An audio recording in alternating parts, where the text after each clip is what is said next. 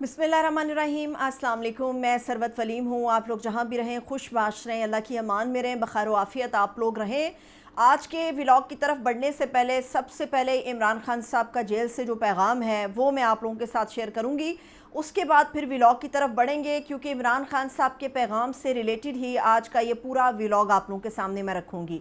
इमरान खान साहब ने जेल से ये पैगाम भेजा है कि आप लोग मेरी फ़िक्र ना करें, मैं जेल काट लूँगा, मगर अपने लिए और मेरे लिए बाहर निकलें, अपने घरों से बाहर निकलें। इमरान खान साहब ने ये पैगाम क्यों भिजवाया है? क्योंकि इमरान खान साहब को किसी सतह पर ये बताया जा रहा है कि लोगों के बाहर निकलने की वजह से वो ये समझते हैं कि इमरान खान साहब के ऊपर सख्ती बढ़ रही है, इसीलिए उन्हें तमाम लोगों को कहा गया है कि आप घरों के अंदर बैठे रहें। मगर इमरान खान साहब ने ये कहा है कि मैं जेल काट लूँगा। होने क्या जा रहा है मुल्क के अंदर, जिसके हवाले से इमरान खान साहब ने कहा है कि अपने लिए और मेरे लिए अपने घरों से आप लोग बाहर निकलें और लाजमी तौर पे निकलें। आज इतवार का रोज़ है और होना तो ये था कि जैसे मैंने आपको गुज़श्ता रोज़ बताया था कि पूरी कौम सो रही होगी जब ये वारदात डाली जाएगी असम्बली फ्लोर के ऊपर, क्योंकि 11 से 11:30 के दरमियान का वक्त तय किया गया था कि आइनी तरामीम जो है उनको मंजूर करा लिया जाएगा। मगर मौलाना फजलुर रहमान साहब जो हैं वो अपनी मजलिस शुरा से चूँकि मुशावरत कर रहे हैं, इसीलिए शाम 4 बजे का जो वक्त है उसको मुकर्रर किया गया है। दूसरी तरफ ये भी एक हकीकत है कि इस्टेब्लिशमेंट की तरफ से हुकूमत के ऊपर एक दबाव है कि आइनी तरामीम को आपने हर सूरत मंजूर कराना है और बाकी जो सूरत हाल है उसको हम संभाल लेंगे। यानी कि असल में जो मौजूदा हुकूमत की सबसे बड़ी मुश्किल है वो दो चीज़ें हैं। याद रखिए, पहली मुश्किल उनकी खैबर पख्तूनख्वा की हुकूमत, इमरान खान साहब, PTI और अली अमीन गंडापुर साहब हैं जिनसे नबरदाजमा उनको होना है। और दूसरी जो बड़ी उनकी प्रॉब्लम है या मुश्किल है जिसको आसान करना है वो है अदालत के पर काटना। और अदालत के पर काटने के लिए आज शाम 4 बजे इस्लाहात के नाम पर शब खून मारा जाएगा अदालत और उसके हक़ाइक़ के ऊपर, उसके तमाम जितने भी मामलात हैं उनके ऊपर आज शब खून मारा जाएगा पार्लियामेंट के अंदर से। 4 बजे जो कुछ होने जा रहा है उसका खौफ का ये आलम है कि अभी तक आप किसी भी हुकूमती वज़ीर से बात कर लें, आप किसी भी शख्स से जो इससे मुतल्लिका हो उससे बात कर लें, कोई नहीं जानता कि ये आइनी तरमीम का मुसव्विदा आखिर है क्या। दोपहर 3 बजे कैबिनेट मीटिंग है और बताया जा रहा है कि उसी मीटिंग के अंदर जो तमाम मुतल्लिका वज़रा हैं उनके साथ आइनी तरमीम के इस मुसव्वदे को शेयर किया जाएगा। और ये भी आप लोग याद रखें कि इस वक्त जो एजेंडा है नेशनल असम्बली का उसके अंदर कहीं भी आइनी तरामीम शामिल नहीं है। मगर हम ये बात बड़ी अच्छी तरीके से जानते हैं कि हुकूमत ने जब भी कुछ कराना हो तो कोई चीज़ एजेंडे में शामिल ना भी हो तो फौरी तौर पे उसको शामिल करा के उसके ऊपर बहस मुबाहिसा जो है वो शुरू कर दिया जाता है। इस वक्त जो है वो मौलाना फजलुर रहमान साहब जो हैं वो मजलिस शुरा से अपनी से मुशावरत कर रहे हैं। और मुशावरत करने का सरासर जो मतलब हम ले सकते हैं अपनी अजम्पशंस के साथ या जो अमूमी तौर पे दुरुस्त साबित होता है वो ये होता है कि कोई भी शख्स मशवरा तब करता है जब वो किसी के साथ एक कश्ती का सवार होने के बारे में सोचने लगता है। मौलाना फजलुर रहमान साहब ऐसा लगता है कि एक भारी भरकम पैकेज के साथ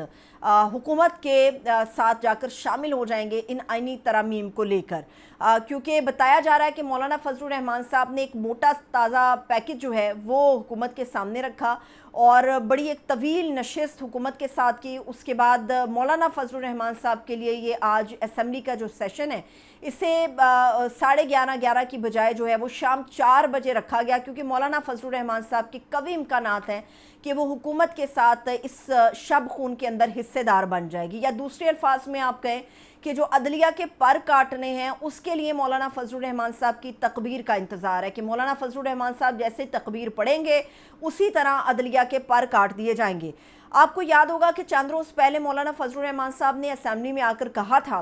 कि किसी भी एक्सटेंशन के अंदर तो वो शामिल नहीं होंगे, लेकिन अगर अदालत की इस्लाहात के ऊपर आकर कोई तरमीम आती है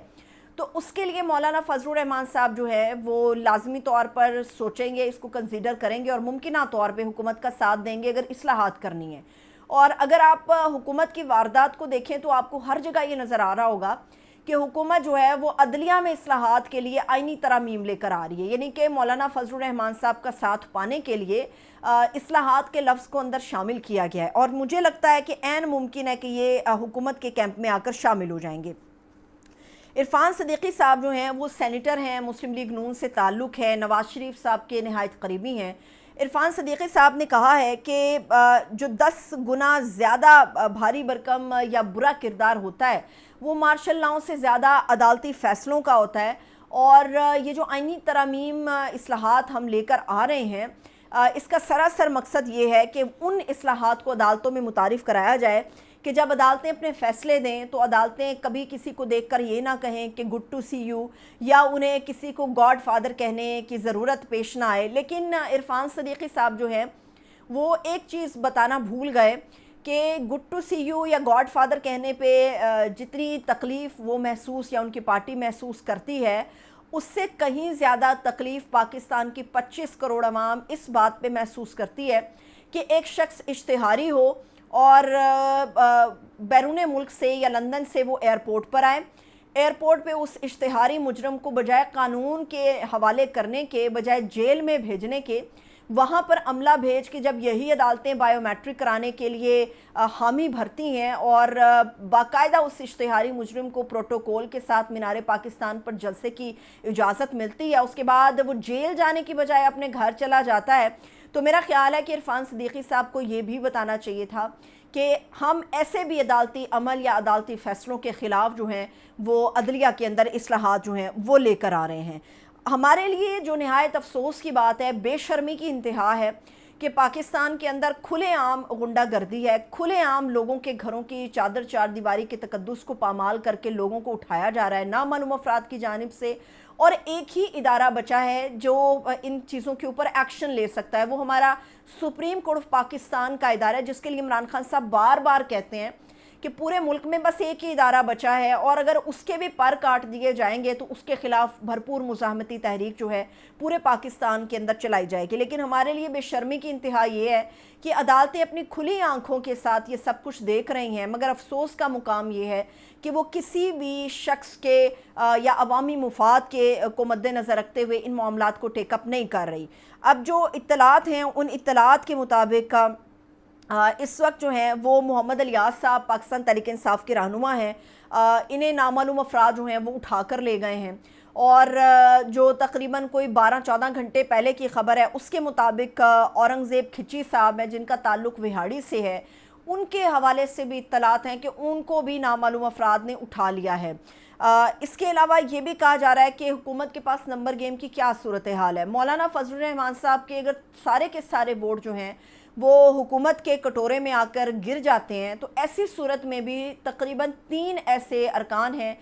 جن کا ووٹ درکار ہوگا موجودہ حکومت کو آئینی ترامیم کو حتمی شکل دینے کے لیے۔ تو اس وقت 2 بندوں کے حوالے سے میں نے آپ کو بتا دیا، سعد اللہ بلوچ جو ہیں ان کے حوالے سے اطلاعات کچھ موصول نہیں ہو رہی، اس کے علاوہ مبارک زیب ہیں، ان کا بھی امکان ہے کہ وہ حکومتی کیمپ میں چلے جائیں گے، کیونکہ جو اطلاعات آ رہی ہیں تقریباً 50 سے 60 کروڑ کے قریب جو ہے وہ ڈیمانڈ کی گئی ہے مبارک زیب کی طرف سے، اور اس کے علاوہ دیگر ڈیمانڈ اور بھی ہیں، مطالبات اور بھی ہیں جو انہوں نے رکھے ہیں۔ اگر تو یہ ممکن ہو جاتا ہے تو پھر عین ممکن ہے کہ آئینی ترامیم ہو جائیں، لیکن یہ آپ یاد رکھیں کہ اگر حکومت بڑی تیزی کے ساتھ ان معاملات کو آگے بڑھا رہی ہے تو اس کا سراسر مطلب یہ ہے کہ حکومت کے پاس نمبر پورے ہیں۔ اور جو میں آپ کو یہ کہہ رہی ہوں کہ جی اسٹیبلشمنٹ نے کہا کہ باقی ہم سنبھال لیں گے، آپ آئینی ترامیم لے کر آؤ، یہ بات بالکل درست ہے۔ میں آپ کو چند مہینے پیچھے جنوری کے مہینے میں لے جاتی ہوں تاکہ آپ کو اندازہ ہو کہ اسٹیبلشمنٹ ایک حد تک جو ہے وہ عوام کی مخالفت کو مول لے سکتی ہے، لیکن 100% اسٹیبلشمنٹ ہی عوام کی مخالفت مول لے لے تو وہ یہ ایکسیپٹ نہیں کرے گی۔ اس کی وجہ یہ ہے کہ آپ کو یاد ہوگا کہ جب نواز شریف صاحب پاکستان واپس آئے تھے تو اس وقت نواز شریف صاحب کا سارا بوجھ اسٹیبلشمنٹ نے اٹھا رکھا تھا۔ 8 فروری کو پاکستان کا انتخاب ہوا تھا، مگر نواز شریف صاحب جو ہیں وہ جنوری کے مڈ تک یعنی کہ 15-16 تاریخ تک جنوری کی اپنے گھر کے اندر انجوائے کر رہے تھے، کھانے کھا رہے تھے، تو انہیں اسٹیبلشمنٹ کا فوری طور پہ پیغام بھیجا گیا کہ ہم ساری ذمہ داری نہیں اٹھا سکتے، آپ کو اپنے بیڈ روم سے باہر نکلنا پڑے گا، لوگوں کے پاس جانا پڑے گا تاکہ کچھ جسٹیفائی ہو سکے کہ آپ کو ووٹ پڑا ہے۔ تو آپ لوگوں کو یاد ہوگا بڑی تیزی میں میاں نواز شریف صاحب جو ہیں وہ اچانک سے ان کا پورا اسکیجول جاری ہوا اور وہ باہر نکلنا شروع ہوئے، لیکن اس کا کچھ فائدہ نہیں ہوا کیونکہ نواز شریف صاحب ہار گئے، ان کی پارٹی بدترین طریقے سے ہار گئی اور ان کا جو ووٹ ان کو پڑا ہی نہیں تھا، وہ چوری شدہ ووٹ کر کے، یعنی کہ پی ٹی آئی کے ووٹوں پر ڈاکہ ڈال کے،